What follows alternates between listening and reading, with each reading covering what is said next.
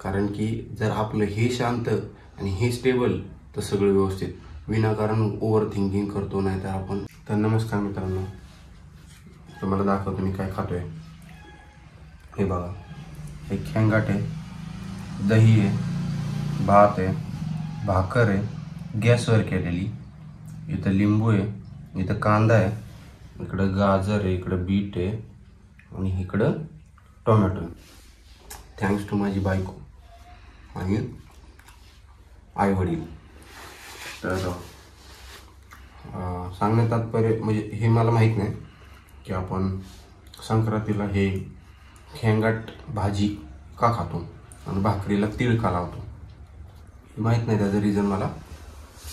पण मला असं वाटतं की भरपूर दिवसापासून मी वर्कआउट करत नाही आहे. जेव्हा मी वर्कआउट करायचो त्या टायमिंगला माझी ना एक एनर्जी, माइंडची एनर्जी म्हणजे आपण काय म्हणतो एक पॉझिटिव्हनेस एकदम स्ट्रॉंग होती. आणि जसं वर्कआउट सोडलं तसं एक डोक्यामध्ये कन्फ्युजन राहते. त्या टायमिंगला क्लिअर माइंड असायचं कुठल्या पण गोष्टीमध्ये.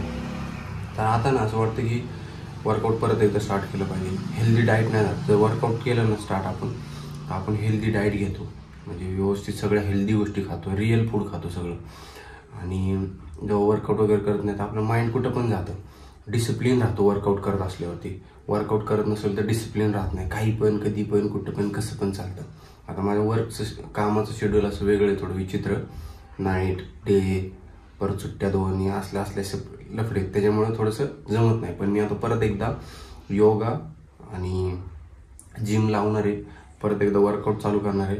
कारण की जर आपलं हे शांत आणि हे स्टेबल तर सगळं व्यवस्थित, विनाकारण ओव्हर थिंकिंग करतो नाही तर आपण. जे वर्कआउट करतात ना त्यांच्या बाबतीत असं मला नाही असं वाटतं. जे वर्कआउट करत असेल त्यांनी सांगा ते कंटिन्यू पॉझिटिव्ह असतात, कंटिन्यू पॉझिटिव्ह ह्याच्यामुळे राहतात की ते वर्कआउट करतात म्हणून डाएट पण व्यवस्थित घेतात, शुद्ध आहार खातात.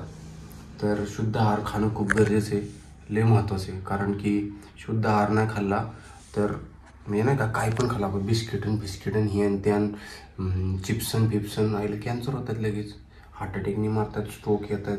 जेवण पोरांना लय व्यवस्थित खाल्लं पाहिजे. त्याच्यामुळं तर मला एवढंच म्हणायचं आहे की आता मी जेवताना बोलत नाही, पण मी आता जेवायच्या आधीच म्हटलं व्हिडिओ काढावं टाकावं. तर चला मी आता जेवण करतो.